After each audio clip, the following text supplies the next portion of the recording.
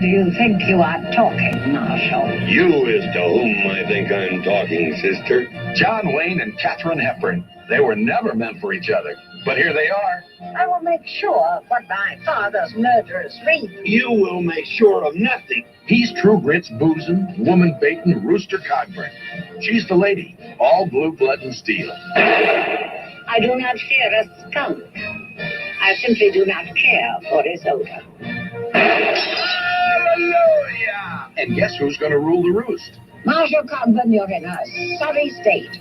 No man alive likes to be called high-smelling and low down. Meet your maker! Eyeball to eyeball or shoulder to shoulder. They're the toughest pair in the West. You got the gun, but you ain't got the know-how to use it. Ain't that the way it works, Hawk? We're loaning the raft off you. That ain't loaning, that's stealing, and he can't have it. Am I gonna have trouble with you? Now, the teeny-weeny bit of trouble as long as you got that.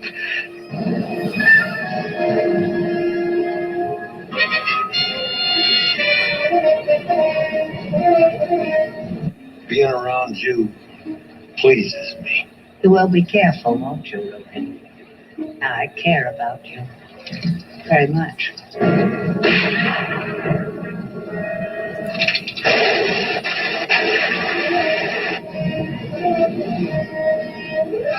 Help us! If he does, I'll get him drinking.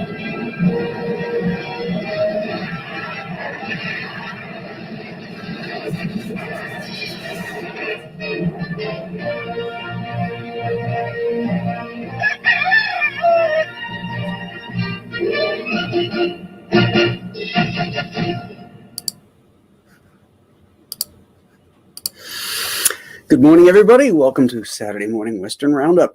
Today is a guilty pleasure of mine. We're watching Rooster Cogburn and the Lady, as its promotional title was called. The actual film title, when you watch it, they just call it Rooster Cogburn. I don't know why they tagged the Lady on for promotional stuff, maybe to make sure that everybody knows that Katherine Hepburn's in it. But this is one of those films that whenever it's showing, if I have to turn the TV on, I can watch it. It pits two legends together, John Wayne and Katherine Hepburn. Is it a great film? Is it an artistic film? No. Hell no, it's not. But is it a fun film? Yes, it is. It is so much fun because of these two and the dialogue and banter between them. It was directed by Stuart Millar. Who?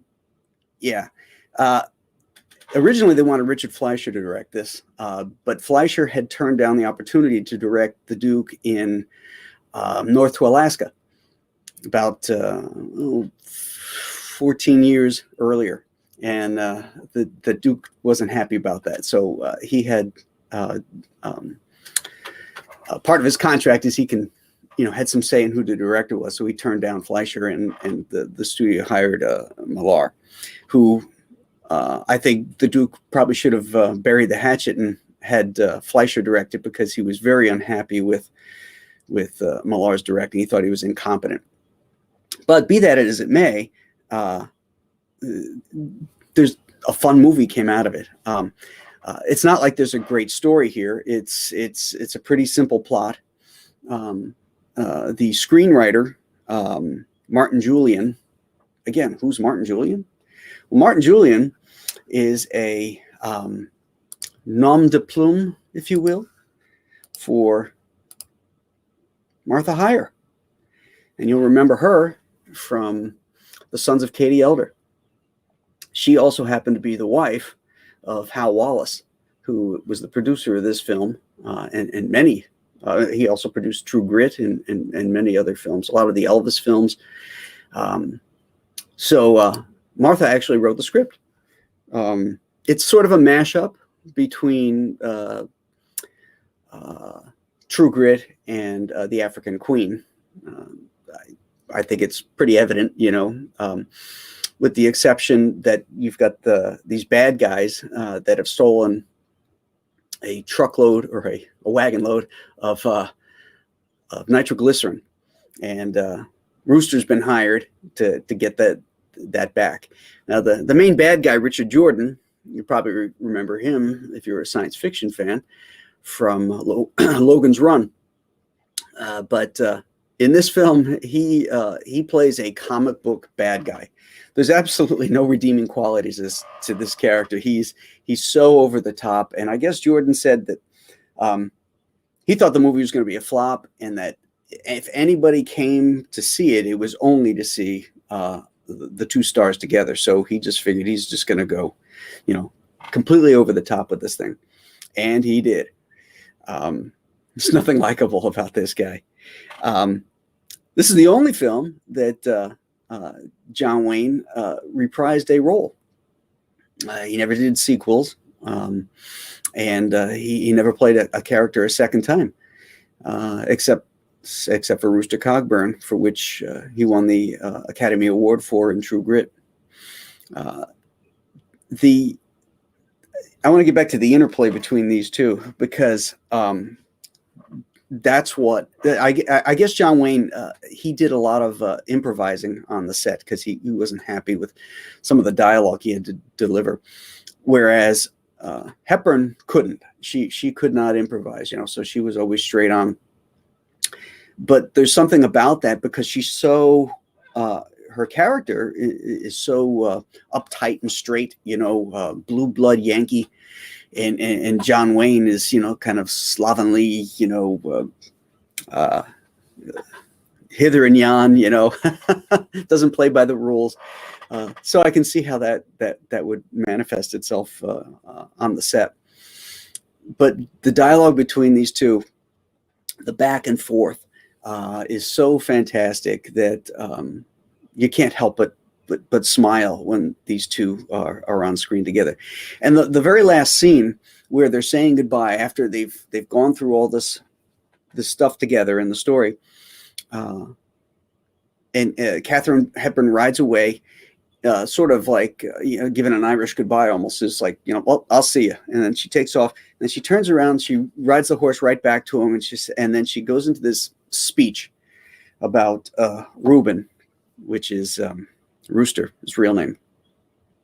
And it's just adorable about how she expresses this emotion for him, and how she's proud to call him friend. And if you haven't watched the movie, if you didn't do your homework, please do. Please watch that and watch the end, because this movie will put a smile on your face. So that's what I have to say about Rooster Cogburn and the Lady. As you can tell, I really enjoy this movie, much more so than some serious Westerns that I've reviewed here and we've talked about, just because there's great drama in it, but there's great humor too. And there's so much sincerity in their relationship. There was an article that Katherine Hepburn wrote. I think it was sometime around the time this movie came out. And let me see if I can find that here.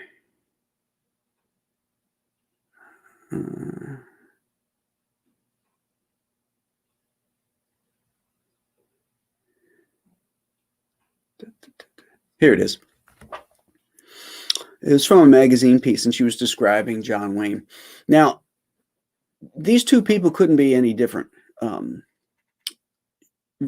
Hepburn was definitely a political liberal, and the Duke was a staunch conservative. And they had the opportunity to work together on something back in the 1950s, and Hepburn did not want to because of John Wayne's involvement in House Un-American Activities investigations. But eventually they got together for this film. And it just goes to show you how people can be different. They can have different political views, which is really, this is really something that we should all take to heart today, because we're so divisive. But those two couldn't be more different. And yet once they got together and worked together, they had this mutual respect and love for one another, because they could relate on so many other issues, just like all of us can. And so she writes this about John Wayne. From head to toe, he is all of a piece. Big head, wide blue eyes, sandy hair, rugged skin lined by living in fun and character, not by just rotting away. A nose, not too big, not too small. Good teeth. Sounds like she's describing a horse. A face alive with humor. Good humor, I should say, and a sharp wit. Dangerous when roused. His shoulders are broad. Very. His chest massive. Very. When I leaned against him, which I did as often as possible, I must confess, I am reduced to such innocent pleasures. Thrilling. It was like leaning against a great tree. What a great description. What a great description. And of Hepburn, the Duke was very impressed by her willful nature. He said, you should have seen her up on those mountain locations. She can't ride a hobby horse, but she climbed right up on those horses and gave him hell. We had a great girl stunt rider for her, but Kate said she doesn't sit as straight as in the saddle as I do. So there's this great mutual respect between the two actors and people. And I'm so glad that they got paired up. I just wish they could have paired up back in the 50s when the two of them were at the height of their careers, you know. One of the knocks on this movie is that the two of them are really too old for these roles, but don't listen to that. You know, it's Hollywood, so you can just disregard that and enjoy it for what it is. So good morning, everybody. Good morning, Dead Drop. Good morning, Christopher Palmer. Good morning, Roscoe Davis. Running from Texas, headed to work, so can't stick around, but I love your Western Roundups. Thank you. Jeff Lemke. Hello, Jeff. He loves my Monument Valley background. I think it's apropos. John Wayne Rooster Cogburn is greater than John Wayne True Grit. Just a fun movie, honestly. And I know it's blasphemy, but the Coen Brothers True Grit is far better than the original. You know, it's funny if you put it on a scale, the Coen Brothers True Grit versus the John Wayne True Grit. You've got the Coen Brothers. It definitely outweighs the John Wayne one on the casting of every other character. It's truer to the book, but when you weigh the scale on the other side, the thing that weighs heavily against the Coen Brothers is John Wayne. He makes that movie, and he owns it. He owns that character. And Jeff Bridges is wonderful. He's a great actor, but he doesn't have that that magnetic power that John Wayne had. And, you know, there's a difference between actors and stars, and some actors can be stars, but the Duke was both. I mean, he had that whatever it is that when you put it up on screen, you can't turn away. And he eats up other actors, even better actors that are on the screen with him. And that's been noted by many, many co-stars who have been, you know, theater guys, Broadway guys, you know, great actors. And they just say, you know, you got to be careful when you get up there with him because he's going to eat you alive. Okay, let's see, where are we? Yeah. Kenneth Feige, I love those two starring movies together. You always knew when they were together in a movie that it was definitely a great movie to watch. Okay. Dr. Mass, good morning. Good morning, everybody. Fearless Freep, good morning, Graham. Howdy, Cowpokes. I thought it was similar to African Queen. How did they get Katherine Hepburn to be in the movie? Well, they probably just asked her. There were some other people that they were asking, you know, they're asking around first for. And there were actors, if John Wayne was either unable to, because he was just coming off some bad viral pneumonia from filming Brannigan and the Glenn Campbell Good Time Hour over in England, that they were going to hire people they were thinking of was, you know, it was that who's list of 1975. It was Charles Bronson, Robert Redford, Paul Newman. there was a whole list of, you know, those A-list guys that they were going to ask. I can't remember who was in the running for the Goodnight character, but there were other actresses. And can't we use more smiles? Indeed. My high school methods in meaning movie teacher didn't like Wayne. As she expressed, the Academy gave John Wayne the Oscar for the same damn role he always played. Well, that just shows you how that teacher was unqualified to be teaching those films. If you think it's the same role he always played, then compare any Western he is ever in. Compare his characters from The Searchers with Red River. Compare The Quiet Man, where he's an American boxer. Compare him to Reap the Wild Wind, where he's that captain of that ship who is just this mean-spirited son of a bitch. And I could go on and on of the greatness and the diversity of roles that John Wayne played. So I get my money back from that school if I were you. Well, it was a high school, so you got to get your tax money back. Damn it, I'm late. Hail, amigos. Man of War 665, Neighbor of the Beast. Good morning. Glad you could make it. Fawad Siddiqui. Interesting. Can be a challenge when you're an improv person or an ad-libber working with an actor who can't. Would be cool to see two stars of that caliber play that dynamic out. Yeah, I'm trying to think. I know there's been films where people are like that, where they do ad lib. A lot of times it's comic actors will do it, but I know there's been. I'm drawing a blank of what films to suggest where it has happened, but I know it has. Glad they were able to find enjoyment in the crossing of energies. Oh, a shout out to fellow commenter. Timnet, Howdy Graham, Richard Jordan's Western credits include Valdez is Coming and Lawman with Burt Lancaster in the Civil War film Gettysburg. Good character actor. Yeah, he. I like Richard Jordan. He plays a good psycho too. Valdez is Coming is a great Elmore Leonard story. It stars Burt Lancaster. I don't like the film so much because I'm not buying Burt Lancaster as a Mexican lawman named Valdez. But the book is outstanding. It started off as a short story, and then it was expanded into a longer book, for which they made the movie out of. But I'm a huge Elmore Leonard fan, and he wrote some great westerns, and of course his crime fiction is outstanding. Thank you for that, Tim. Gomer Kyle 79. Love this movie. Have you seen a channel called Landom C Goes There? He has lots of westerns and older movies. I have not. I don't know if that's a cable channel or a YouTube channel or what.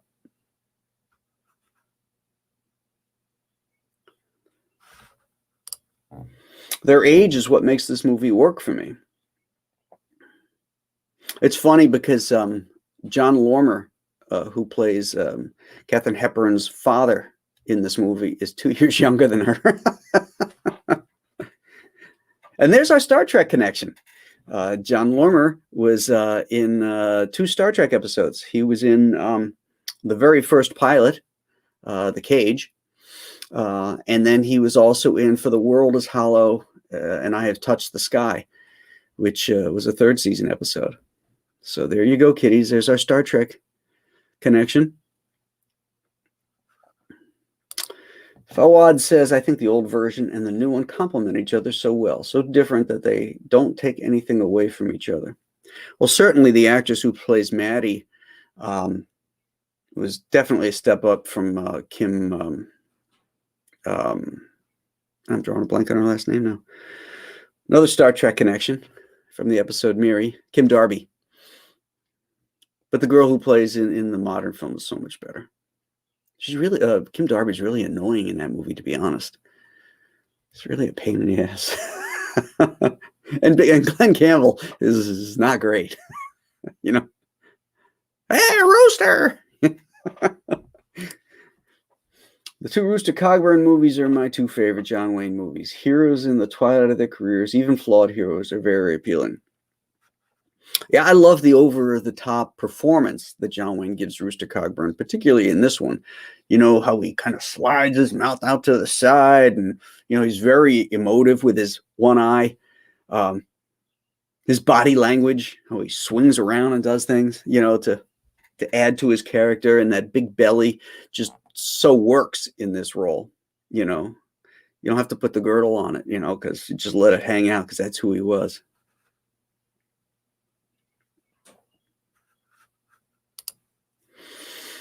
Watching the fill your hand scene, it's impossible not to imagine John Wayne.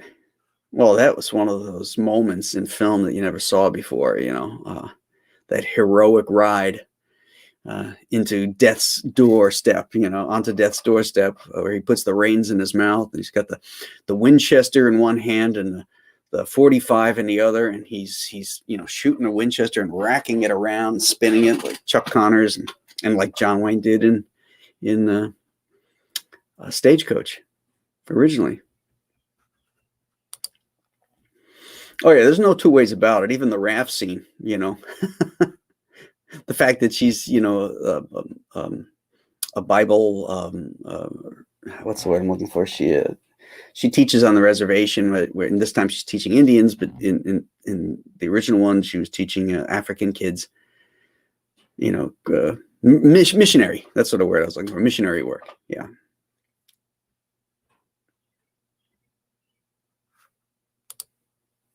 Without John Wayne being in Rooster would have been weird. Yeah, it would. I think they would have to have changed it altogether. I don't think anybody else would be playing Rooster Cogburn. I think they might have taken the same storyline, where you pitted some type of a marshal, and he's you know, he's after the nitro, and he's helping the missionary, you know, get to safety. But I don't think they could have made it a tie-in to True Grit without John Wayne. It probably would have just killed the project, to be honest. It didn't do very well at the box office, this film, because there was talk of a third one also. And then once the box office receipts came in, that was it. Always like Richard Jordan, lost him way too soon. Yeah, the irony is, you know, when they were filming this movie, you know, he commented that at any moment he felt Katherine Hepburn was going to, you know, just keel over. And she outlived him, I think, by 10 years. And she was so much older than him to begin with. But so you just never know when it's your time for your card to get punched. I believe Richard Jordan had a brain tumor, and that's what ended up killing him.